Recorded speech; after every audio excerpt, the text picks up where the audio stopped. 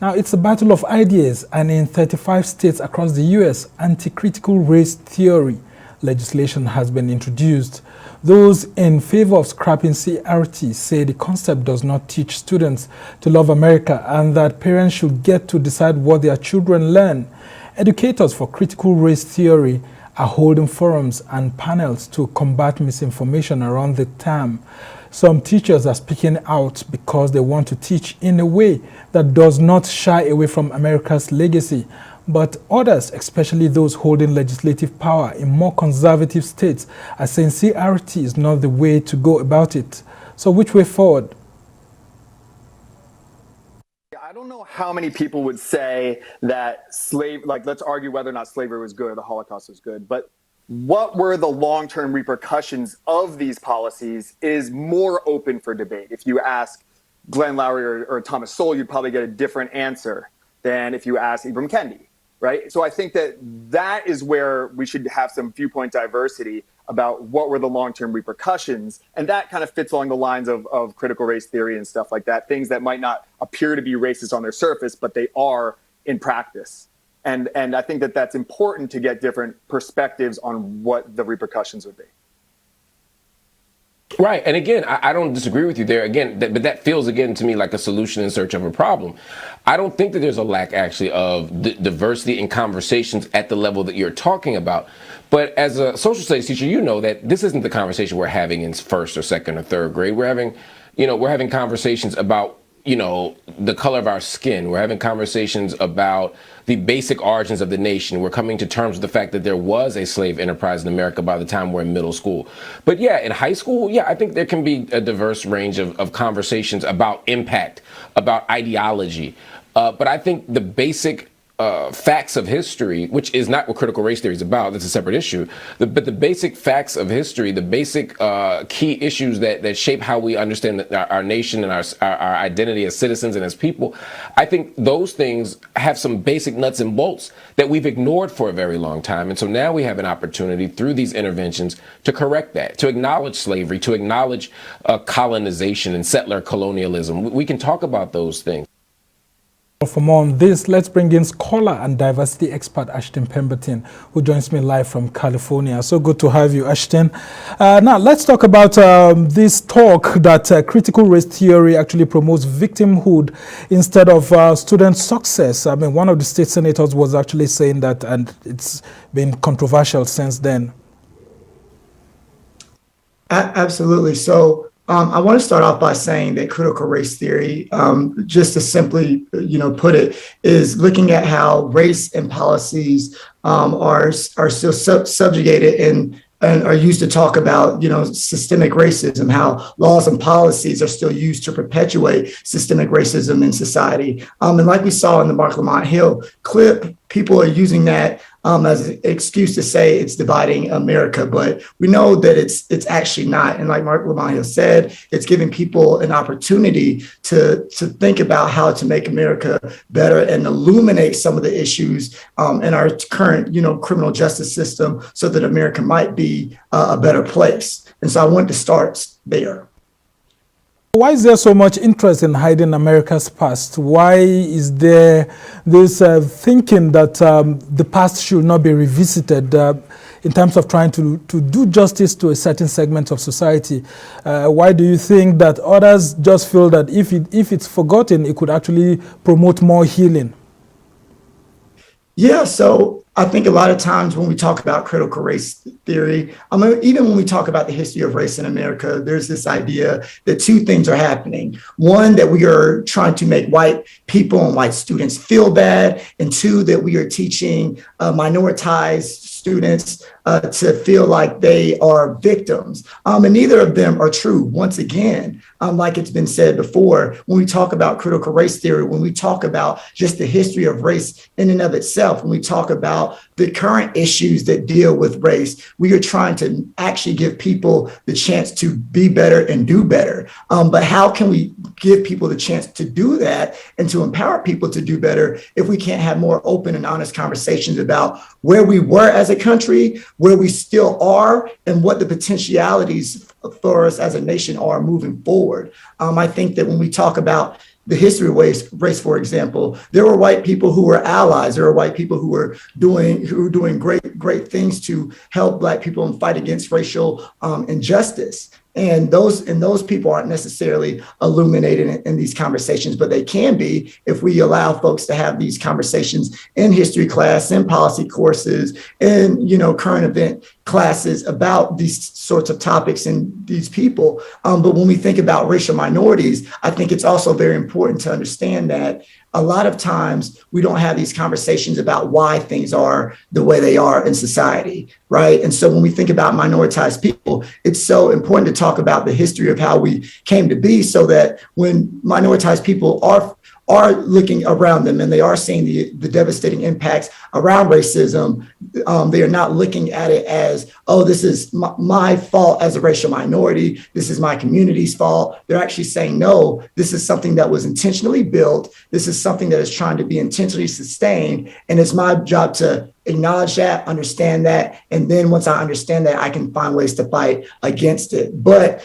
there are people who that agenda and that type of empowerment, that would hurt in the long run. And so they are very invested in making sure people don't have those types of conversations. And why do you think the critical race theory is being politicized more, and the politicians are more interested in determining how it should be implemented, why it should not be implemented, and all of that? Do you think it may, in one way or the other, affect the voting population if they allow the teaching of CRT in the future?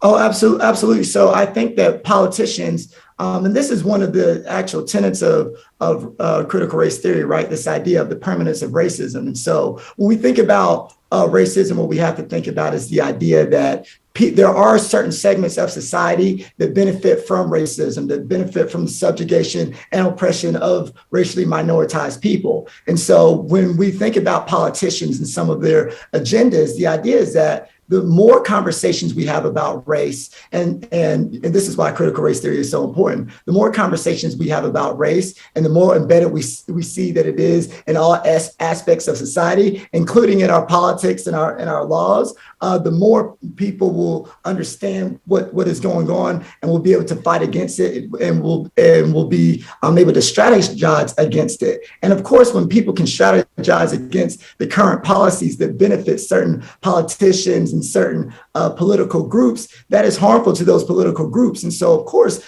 they are going to fight for critical race theory to not be taught in class, and more so, and furthermore, they're going to fight for race not to be taught in class, for race not to be brought up in history, for race not to be brought up in literature, for race not to be brought up in conversations about current events. Why? Because the more people know about race and how it is embedded in society, the more they can challenge it, the more they can protest against it, the more they can fight against it. And ultimately, those strategies and that fight is going to hurt some politicians' agenda. So it makes sense why that they would fight against it and why they would try to change these policies or keep certain policies in place. And the beautiful thing about critical race theory is that some of its tenets warn us about these very things. Now, do you think critical race theory actually promotes unity in diversity, or it actually creates division in diversity? Oh, so critical race theory actually brings unity, right? So a commonplace myth is that it is being used to divide us. And I think that when we think about America, right, we think about this country that is supposed to be being the best that you can be. We think about all these different innovations, all these great entrepreneurs. But when we think about race, race is the one place in America where we feel like we have one diversity course. We have, one, diversity training. We talk about race during Black History Month, and that should be it. But with critical race theory, it sort of tells us that, hey, race in and of itself and racism is permanently embedded in all aspects of society. And thus, it takes a lifetime to illuminate these things and to challenge these things. And so when I think about critical race theory, and I think about it as a unifying force, because it allows America to take a look at itself, its history, and its present, and constantly ask us, okay, how can we be better? How can we find more justice for people of all races, of all creeds, of all identities? And how do we constantly push ourselves so that we don't get complacent? How do we find the systems and the people and the organizations that are going against justice for all? And how do we commit to a lifetime of working together to dismantle these systems of oppressions that are inherently embedded in our policies and our law for the benefit of privileged groups? So I think that when we think about critical race theory, we have to think about it as a unified, trying to find the justice for people of all identities and racialized groups. And as we try to conclude this conversation, I want you to talk about the banning of this of the critical race theory in Mississippi, and that legislation that was actually passed with about 32 to 2. What do you make of that legislation? Should it actually be given more strength, or it should be sort of stepped down at the moment?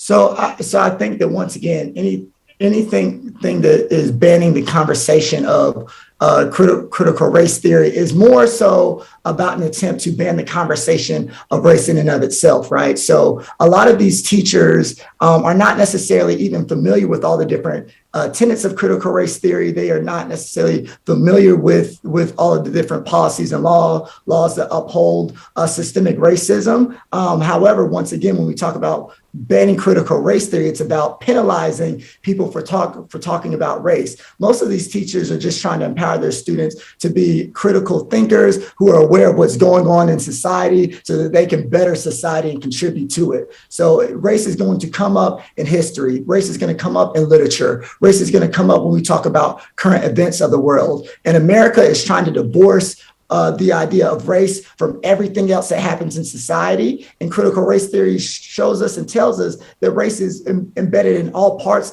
of society, and it's impossible for it to be divorced. So whether it's you're talking about critical race theory, which, like Mark Lamont, he'll say it's a completely different conversation from a history or a literature or a current events conversation. You can't not talk about race as it relates to the things that are happening in this nation right now. So I have to, tell people, if you see things and laws and policies that are banning critical race theory, it is an attempt from, privileged people and certain politicians and people who benefit from a system of oppression to get you to not think about how race is embedded in all of the aspects of society. And it is a way to start limiting our conversations about race more and more and more until people feel bad and feel scared to bring up race at all. And that's what we're seeing. A lot of teachers are starting to avoid race while still trying to talk about it out of fear of losing their jobs or getting complaints. And that's the way you silence the society. And so I just caution people, when you hear about critical race theory being talked about or attempting to be banned in any place or state, remember that they are trying to silence conversations about race wholeheartedly. And that is a dangerous place to be in. Very interesting indeed. I must tell you, Ashton, that I've been really, really schooled by your submission here. I mean, I've learned so much from this critical race theory, better than I had thought it was.